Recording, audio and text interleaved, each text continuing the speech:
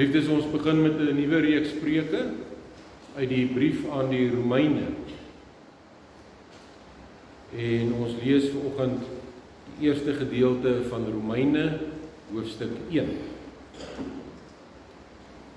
Die eerste 7 verse van Romeine 1 is dan ook ons teksgedeelte vir vandag. Romeine 1 van vers 1 af. Van Paulus, 'n dienaar van Christus Jesus, geroep om apostel te wees, afgesonder vir die evangelie van God. Hierdie evangelie het hy vooruit deur sy profete in die Heilige Skrif aangekondig, en dit handel oor sy seun. As mens is hy die geslag van Dawid gebore, op grond van sy opstanding uit die dood is hy deur die Heilige Gees aangewys as die seun van God, wat met mag bekleed is, Jesus Christus, ons Here.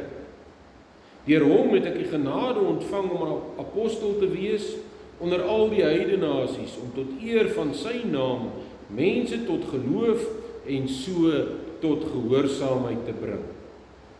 Julle is hierby inbegrepe. Ook julle is geroep om aan Jesus Christus te behoort.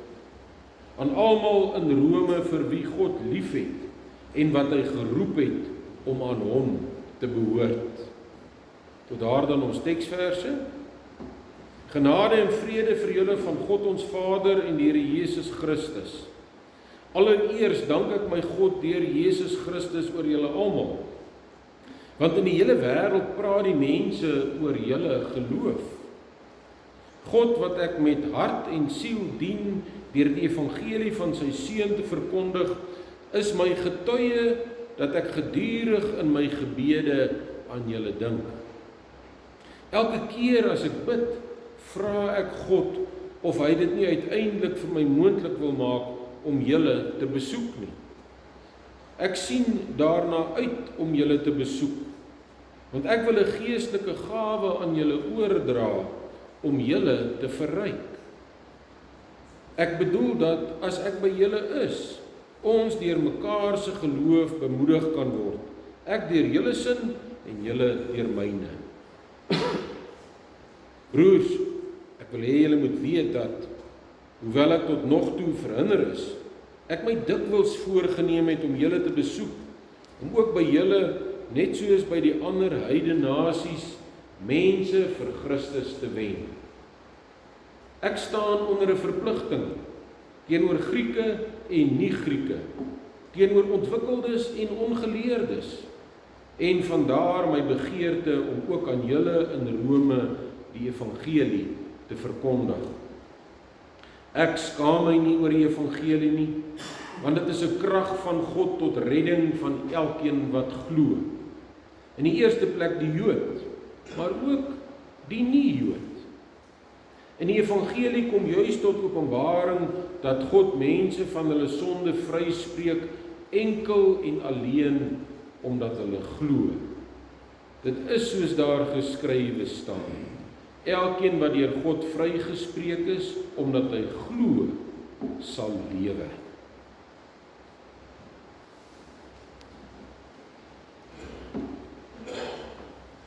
Geliefdes in die Here, aan die begin van 'n nuwe jaar moet ons eers weer seker maak dat ons reg dink oor God se kerk en oor ons betrokkenheid by God se kerk. Ons is immers gemaak om die Here te dien en om tot eer van hom te lewe. Kom ons begin deur te vra, wie en wat is 'n dominee? En wat kan ons van hom verwag? Want ons leef in 'n tyd waarin enige Jan Rap en sy maat hulle self aanstel as woordverkondigers. Hulle is nie deur die kerk getoets of beroep nie.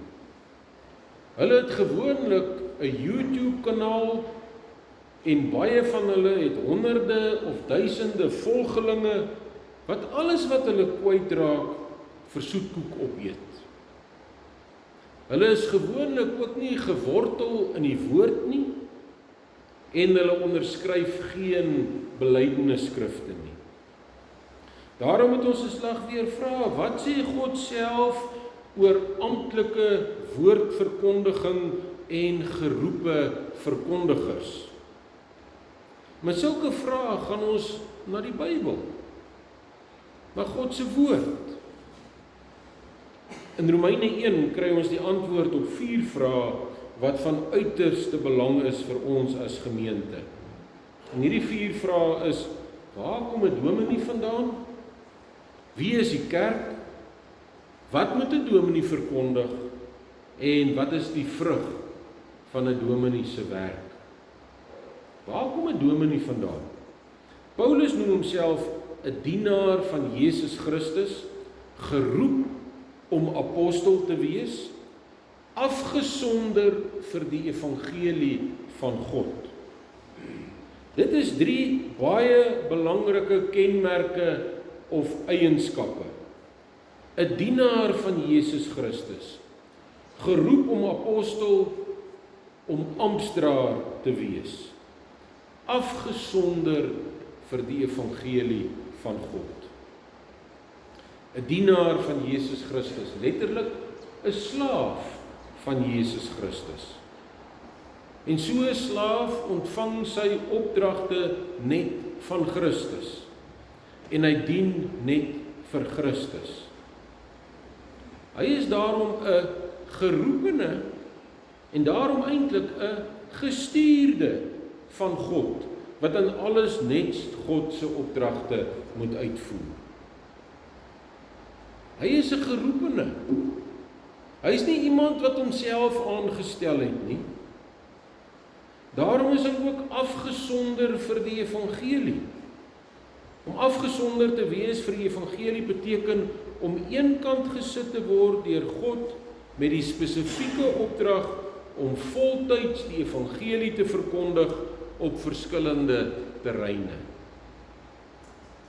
Geliefdes, 'n dominee is dus deur God self geroep om 'n dienaar van Christus te wees, is deur God self afgesonder en gestuur om sy evangelie te verkondig. En dit is genade dat dit so mag wees. Paulus self sê onomwonde in vers 5: deur hom het ek die genade ontvang om apostel te wees. Dit is dus 'n groot genade om 'n geroepene van God te wees, om 'n dienaar van Christus te wees, om afgesonder te wees vir die evangelie. Maar hierdie genade stel 'n mens onder 'n verpligting, sê Paulus in vers 14. Ek staan onder 'n verpligting teenoor Grieke en nie-Grieke, teenoor ontwikkeldes en ongeleerdes, en vandaar my begeerte om ook aan julle in Rome die evangelie te verkondig. Letterlik sê Paulus, ek is 'n skuldenaar teenoor verskillende mense. Ek is dit aan hulle verskuldig om die evangelie aan hulle te verkondig, want God self het my geroep en gestuur.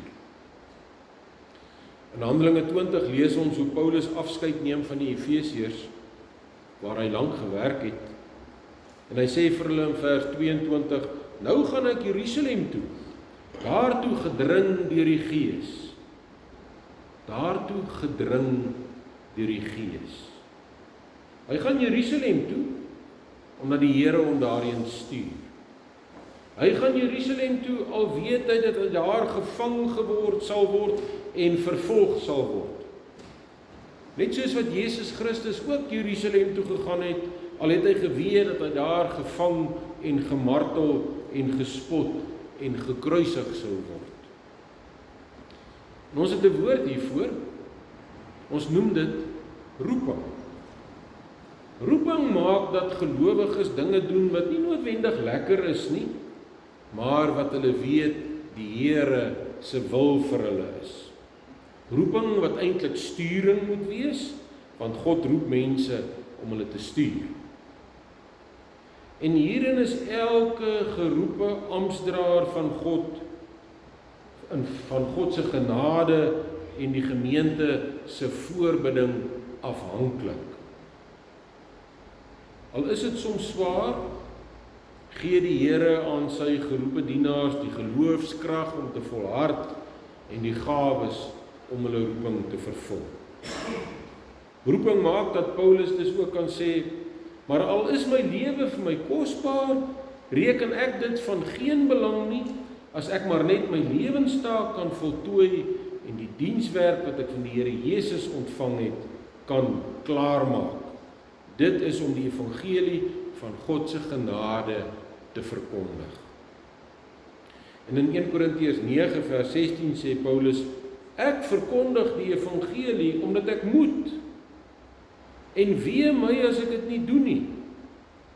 As ek dit uit eie keuse doen, kan ek op loon aanspraak maak, maar ek doen dit nie uit eie keuse nie. Dis 'n taak wat aan my toevertrou is. Paulus self het baie duidelik eintlik geen sê in hierdie saak nie. Dit was God wat hom aanvanklik teen sy sin geroep het en God wat hom stuur. Ook soms na plekke waar hy nie wil wees nie. Maar dit pla Paulus nie, want toe God hom geroep het, het hy deur sy gees die ware geloof in Paulus geplant en daarmee saam ook die bereidwilligheid om in alles die Here te gehoorsaam. En hierin is hy vir elke gelowige 'n voorbeeld. 'n Ware geroepene sit sy eie begeertes en sy eie plannetjies op sy en hy doen net wat sy Here van hom verwag. Nooit doen hy wat mense van hom verwag nie, behalwe as dit ooreenstem met dit wat God van hom verwag. Hoewel 'n dominee dus onder die toesig van 'n kerkraad staan en 'n spesifieke gemeente gestuur is deur die Here om daar te werk, staan hy nie in die diens van die kerkraad of die gemeente nie, maar in die diens van die Here, Jesus Christus. En hy het ook net een taak, om die evangelie te verkondig op verskillende terreine. Oor wie of wat die kerk is ons teks ook baie duidelik. Uit vers 6 en 7 is dit duidelik dat die kerk die Here se kerk is. Dat die kerk aan die Here behoort.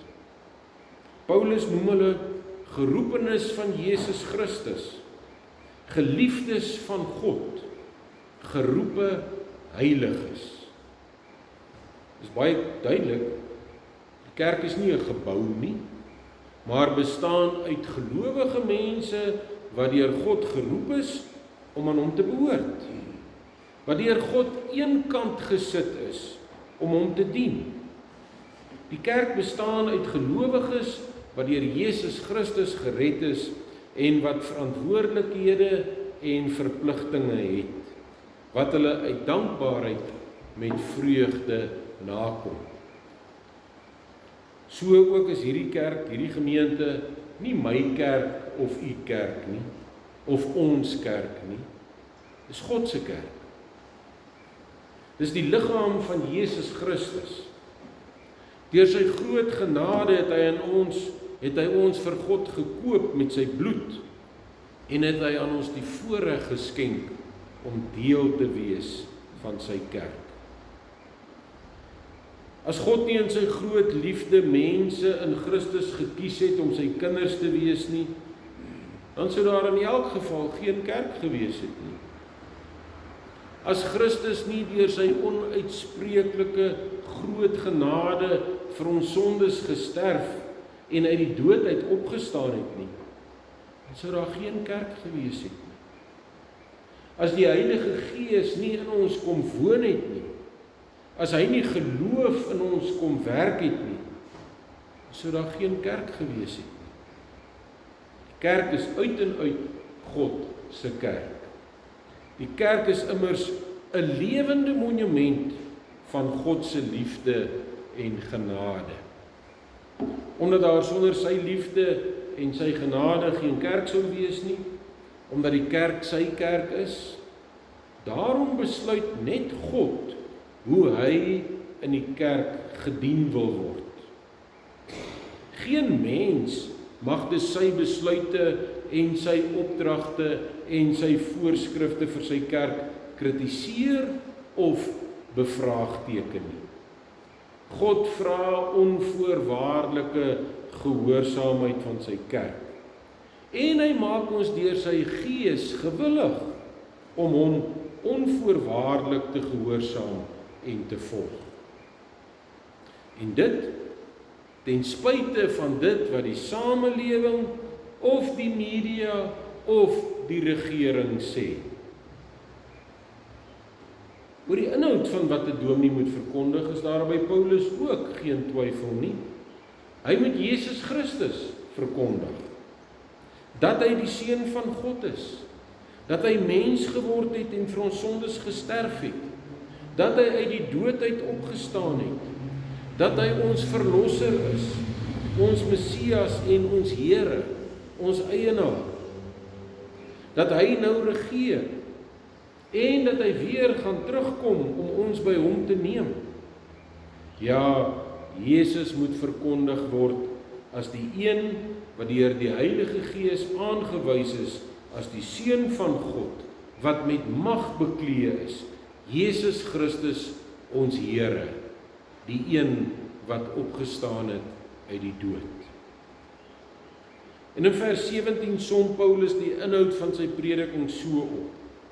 In die evangelie kom juis tot openbaring dat God mense van hulle sonde vryspreek, enkel en alleen omdat hulle glo.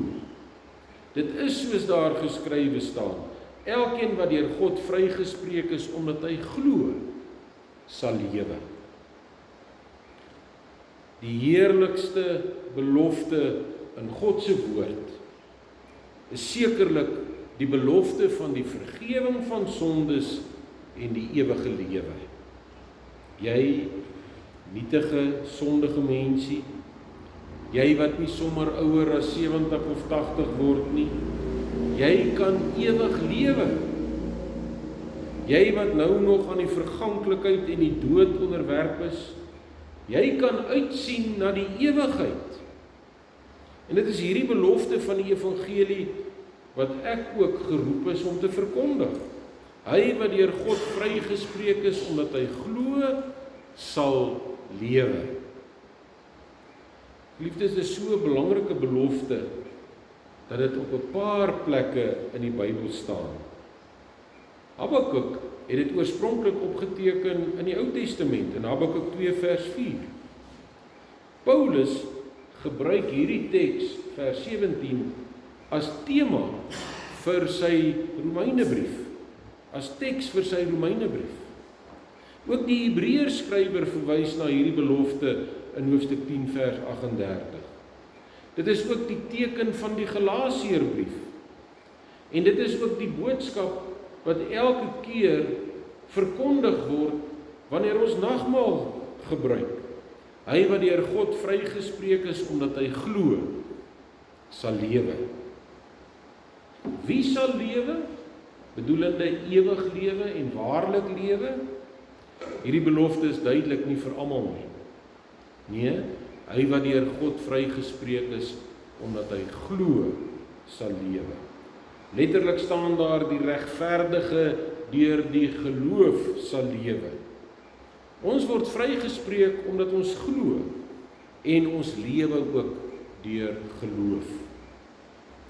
Dis die hart van die evangelie. En daarom ook die hart van die gereformeerde godsdiens. Ja, geliefdes, om gereformeerd te wees is om Bybels te wees. Dis om te glo dat ek enkel en alleen gered word omdat Christus vir my sondes betaal het. Dis om te glo dat ek sonder enige verdienste van my kant af gered word. Ek kan dus niks van my kant af doen om gered te word nie. Op die vraag wie sal lewe, kan ons dus antwoord, hy wat deur Jesus Christus geregverdig is en wat dit glo, hy sal lewe. Daarom is dit ook die hooftaak van 'n dominee. Verkondig die woord, tydig en ontydig. En die boodskap is, elkeen wat deur God vrygespreek is, omdat hy glo in Christus, sal lewe. Dit bring ons by die laaste vraag. Wat is die vrug? Wat is die gevolge van so 'n bediening waar mense weet, 'n dominee is 'n gestuurde van die Here, wat in die Here se diens is, en nie in mense se diens nie? Waar mense weet dat die kerk God se kerk is, en waar mense preke hoor wat Jesus Christus as Here verkondig? In vers 5 sê Paulus, deur Christus het ek die genade ontvang om apostel te wees, om tot eer van sy naam mense tot geloof en so tot gehoorsaamheid te bring. Dit hoort ook die vrug op 'n Bybelse bediening te wees. Tot eer van God se naam word mense tot geloof en gehoorsaamheid gebring. Die eer van God se naam moet voorop staan in enige bediening. Dit gaan nie in die eerste plek oor die dominee nie, of die lidmaat in 'n gemeente nie, of wat die media of die wêreld sê nie, maar om die eer van God se naam. Dit is die eerste en die belangrikste vrug van 'n skrifgetroue bediening. God word daardeur geëer. Maar daar is 'n verdere vrug. Waar die evangelie suiwer verkondig word, kom mense tot geloof. En hierdie geloof verander hulle hele manier van lewe. Omdat hulle tot geloof kom, maak God hulle ook gehoorsaam. En daarom lewe hulle nou nie meer soos wat hulle wil nie, maar lewe hulle nou dankbaar in gehoorsaamheid aan God se woord. Geloofsgehoorsaamheid. So word God geëer. Ja, geliefdes, geloof en gehoorsaamheid loop hand aan hand. Gelowiges gehoorsaam God. Hulle is ook meer gehoorsaam aan God as aan enige menslike instelling. Geliefdes, dit is waarom ek 16 jaar gelede die beroep hierheen aanvaar het. Deur die Heilige Gees gedring, moet ek die roeping uitvoer om tot eer van God se naam op verskillende terreine mense tot geloof en so tot gehoorsaamheid te begelei. En deur God se genade sal ek voortgaan om hierdie roeping na die beste van my vermoë uit te voer. Maar hiervoor het ek u voorbeding en u samewerking nodig. Ek bid dat God my altyd sal lei om die evangelie suiwer te verkondig. Want ek weet, waar dit gebeur, gee God aan mense geloof en maak hy hulle gehoorsaam aan sy woord. En so maak hy van ons 'n gemeente wat die eer van God se naam in alles voorop stel en wat groei in ons geloofsgehoorsaamheid. En daarom dien ons die Here dankbaar, gehoorsaam ons sy woord, wend ons gawes aan tot eer van sy naam en tot opbou van mekaar. Mag die Here ons ook deur sy Gees en woord hierin lei in 2026. Ons is immers deur sy genade, geroepenes van Jesus Christus, geliefdes van God, geroepe heiliges. Amen. Kom ons dank saam.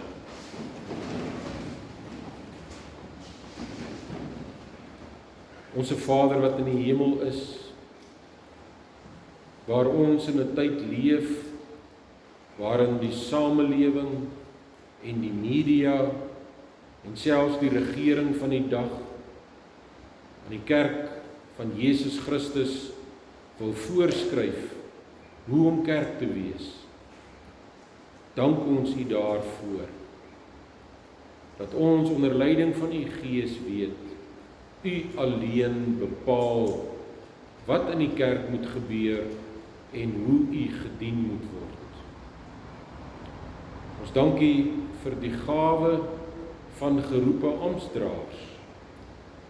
Ons dank u vir die gawe van u kerk, die liggaam van Christus, en dat ons die voorreg het om as verlostes in Christus ook aan die kerk te kan behoort. Ons dank u dat u ons ook leer wat verkondig moet word. U die ware God is. Die Seun Jesus Christus die enigste ware verlosser is. En dat elkeen wat dit glo in u oë geregverdig is en verlos word. Onse Vader, ons bid dan dat u ook die vrug in ons gemeente sal gee hierdie jaar. Van geloofsgroei, van gehoorsaamheid aan u woord, omdat ons weet dat geloof en gehoorsaamheid hand aan hand met mekaar loop. Uit onsself is ons nie daartoe in staat nie. Daarom bid ons dat u kragtig deur die Gees en woord in ons elkeen, ook as in ons as gemeente sal werk, tot eer van u naam. Om Jesus Christus ontwil. Amen. Ons gee nou geleentheid vir die liefdesgawes, daarna sal ek die slotsang aankondig.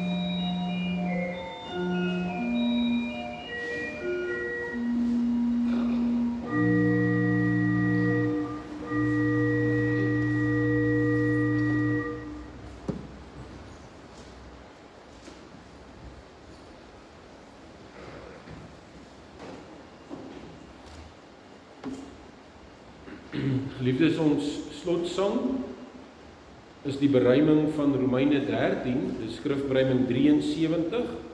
Ons sing al drie die verse. In vers 3, beoefen die godvrugtigheid en wees jou medemens altyd tot voorbeeld in jou lewenswandel. Jy moet uit liefde teenoor God in opdrag van die groot gebod, uit liefde tot die naaste handel. O God, staan met u Gees ons by, sodat u liefde in ons bly. Skrifberuiming 73, vers 1, 2 en 3. Daarna bly ons staan vir die seën van die Here.